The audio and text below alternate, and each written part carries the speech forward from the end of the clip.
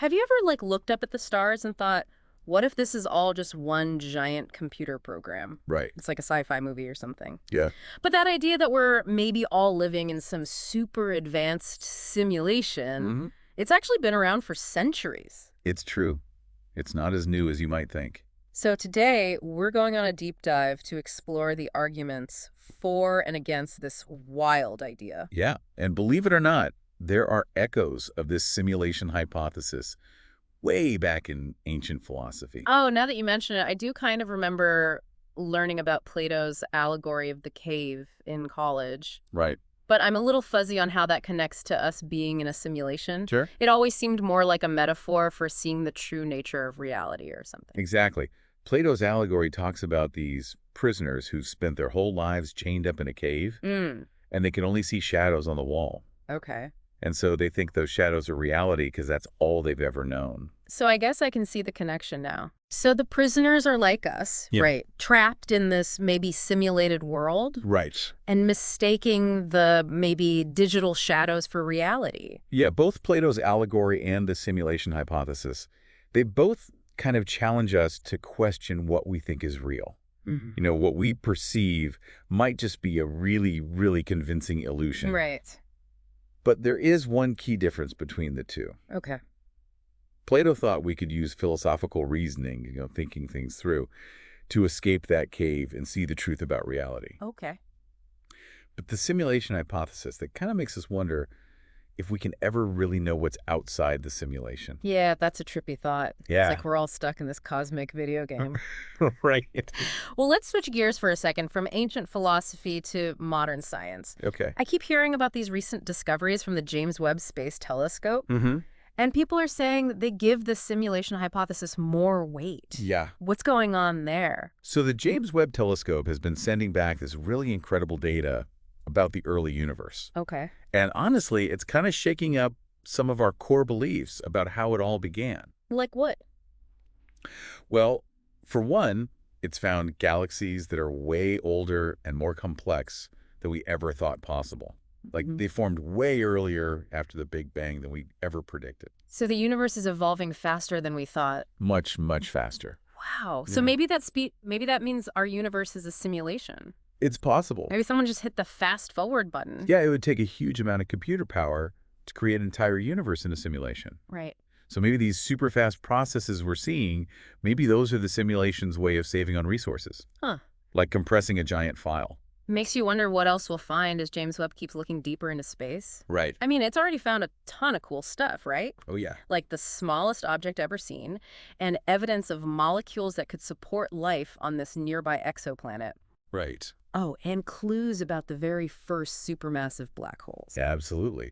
And with all these groundbreaking discoveries, we're realizing just how much we still don't know. Right. And with all those unknowns, it's really hard to rule out anything, including our reality being a simulation. Okay, that's definitely got me thinking. Can we talk about quantum mechanics now? Sure.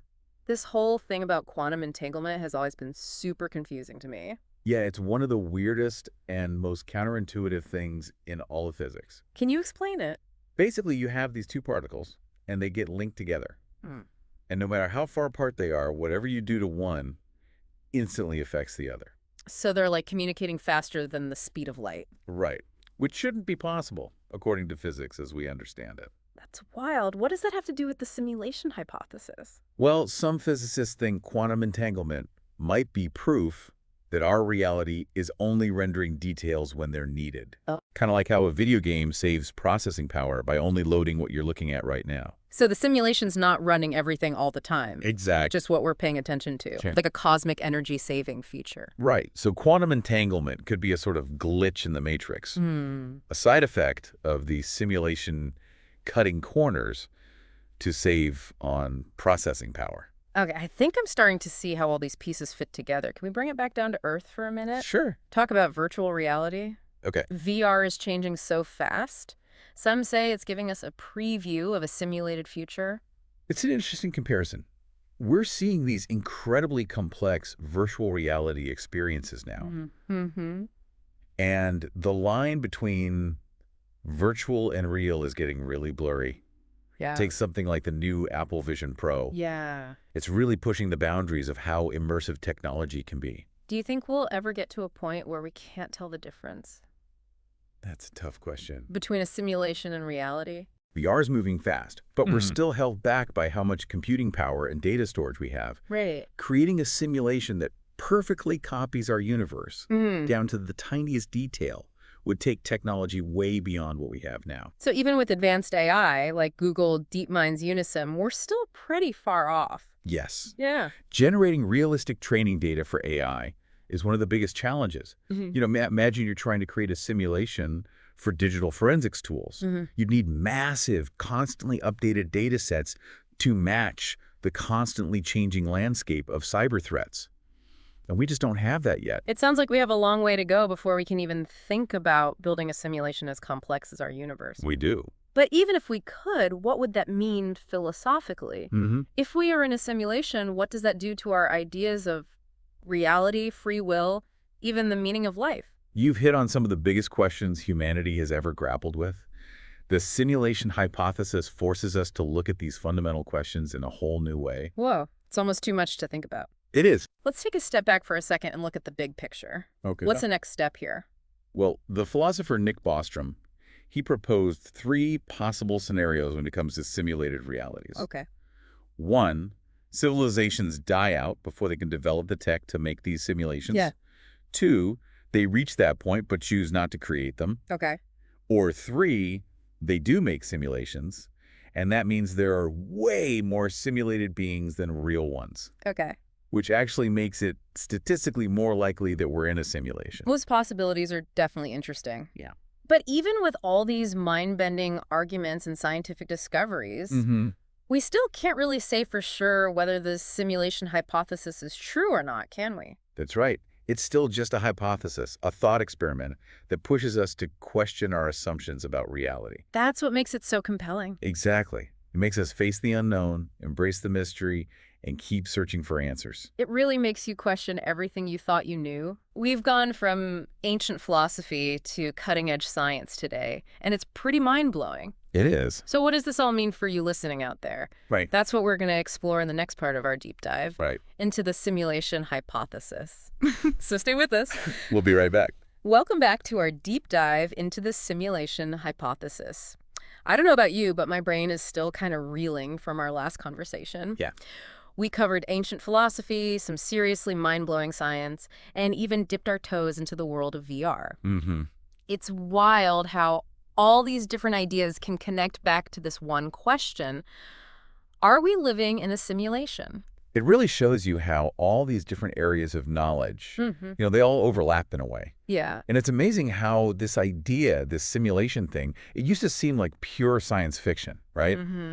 But as technology keeps evolving, it's becoming more and more relevant. It feels like the line between reality and simulation is getting blurrier every day. It really is. And that makes you think about some pretty big questions about what it means to be human, Yeah, to have consciousness, to even experience the world. exactly. And that's one of the most fascinating and honestly challenging parts of the simulation hypothesis. How it makes us think about consciousness. Hmm.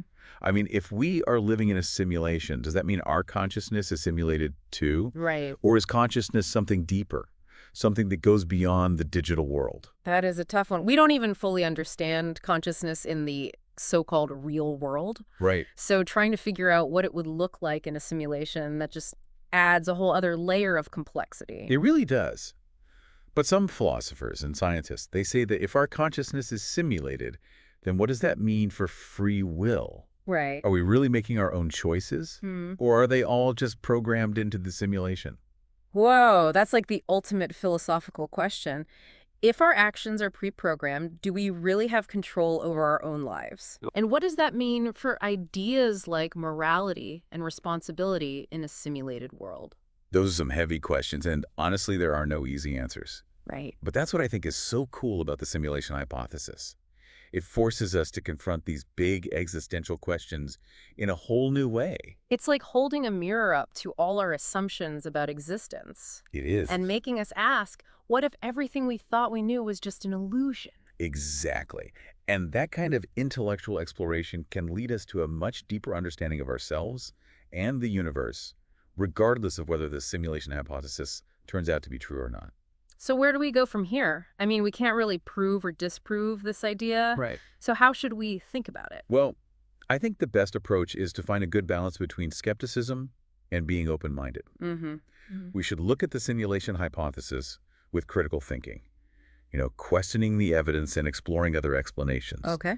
But we should also be open to the idea that maybe our understanding of reality is incomplete. That there might be more to the universe than what we can see. I like that. Be intellectually curious. Mhm. Don't jump to conclusions, but don't completely shut yourself off to new ideas, Right. even if they sound a little crazy at first. Exactly. I mean, think about some of the most groundbreaking scientific discoveries. Yeah, They were met with so much doubt and resistance when they were first proposed. right. And it's important to remember that even if the simulation hypothesis is wrong, just thinking about it can broaden our perspective. It can Mhm. make us more aware of how limited our perception is Mm. and the potential for things to exist beyond what we can currently see. It's like a workout for your brain, stretching your imagination, Yeah. challenging you to see the world in new ways. Speaking of stretching our imagination, let's talk about virtual reality again. Sure. We talked earlier about the limitations of VR technology right now. Mhm. But what about in the future? Do you think we'll ever get to a point where those simulations are so real, so immersive, that we literally can't tell the difference? It's definitely a possibility. Yeah. As computing power keeps growing and we learn more about AI, Right. we could very well see these virtual worlds that are so realistic, they blur the line between digital and physical. Imagine putting on a VR headset and being transported to a world that feels as real as this one, Right. where you can experience anything, flying through space, exploring ancient civilizations, even connecting with loved ones who are miles away. The possibilities are incredible. But it also brings up some really interesting ethical questions. Mm, If we can create simulated worlds that feel totally real, what responsibilities do we have to the beings that live in those worlds? right.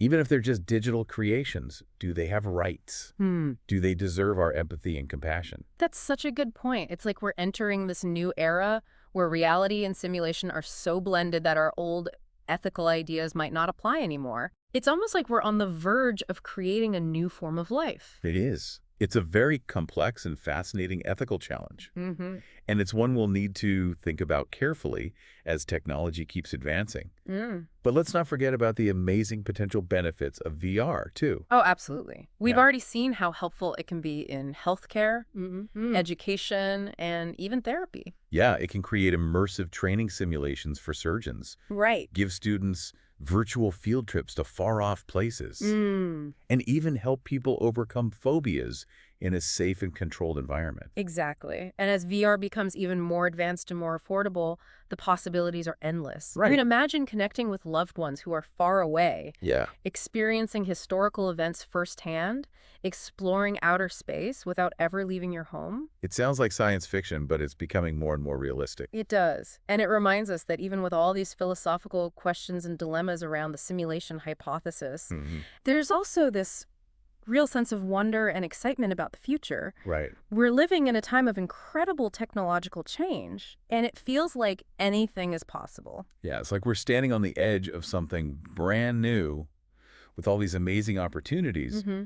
but also some potential dangers. Exactly. But that's what makes this whole journey so exciting. Right. Exploring the unknown, pushing the boundaries of what we know, and challenging everything we thought we knew about reality. It really is a privilege to be a part of it. It is. Yeah. But before we get too carried away thinking about the future, Yeah. let's bring it back to the present. Right here, right now. We've covered a lot of ground Yeah. in this deep dive into the simulation hypothesis, Mm-hmm. from ancient philosophy to cutting-edge science, Right. and even the potential impact of virtual reality. So what does it all mean for you, the listener? Right. What does this mean for your everyday life? How can you take these ideas and apply them to your own experiences and perspectives? That's exactly what we're going to explore in the final part of our deep dive. Okay. Stay tuned for some really thought-provoking insights and practical takeaways that you can use to navigate this increasingly complex world of reality and simulation. Welcome back to the deep dive. We've been on this crazy journey exploring the simulation hypothesis. Yeah, it has been quite a ride. We've gone from ancient philosophy to cutting-edge science and even the potential of VR. I Hmm. mean, we've talked about these huge possibilities, Yeah. the cosmic what-ifs, Yeah, the potential future of simulated realities. it's mind-blowing. But how can we actually apply these ideas to our everyday lives? What does it all mean for us right here, right now? One of the biggest takeaways from all this, whether you believe in the simulation hypothesis or not, is how important it is to question what we think we know. Okay. Even just considering the idea that our reality might be a simulation makes us confront how limited our own perceptions really are. It's like that saying, the map isn't the territory. We often just assume that our limited view is the whole picture. Right. Like what we see and experience is all there is. The simulation hypothesis makes us step back and ask, what if there's more to the story than I realize? Hmm. And that kind of questioning mindset can apply to every part of our lives, not just how we think about the universe. So it's not just about, are we living in a simulation? Right? It's about questioning everything. Everything, yeah, Our beliefs, our biases, all the information we're bombarded with every day. absolutely. It's about being a little skeptical, being willing to challenge the status quo, and being open to different points of view. Okay, but how do we actually do that? It's easy to say we should question things, Sure. but how can we actually put that into practice in our daily lives? One simple but powerful thing you can do is just get in the habit of asking why more often. Okay. Why do I believe this thing? Hmm. What evidence is there to support it? Okay. Are there other ways to interpret this? Right. Are there other explanations? I like that. Be like a detective of your own mind. Yeah, Always looking for evidence and questioning whether your beliefs are really true. exactly. And you can apply that curious approach to everything in life. Your relationships, your job, how you understand what's going on in the world. Mm-hmm. It helps you be more informed, think more critically, and be more resilient when you're faced with a lot of complex information. Another thing that's really stood out in our deep dive is how connected all knowledge really is. It is. We've seen how ancient philosophy and cutting-edge science and even pop culture all tie into this discussion of the simulation hypothesis. It's a good reminder that knowledge isn't just divided into these separate boxes. Right. The more we can connect different fields of study, the better we can understand the world. So how can we, as individuals, try to take this more holistic and connected approach to learning?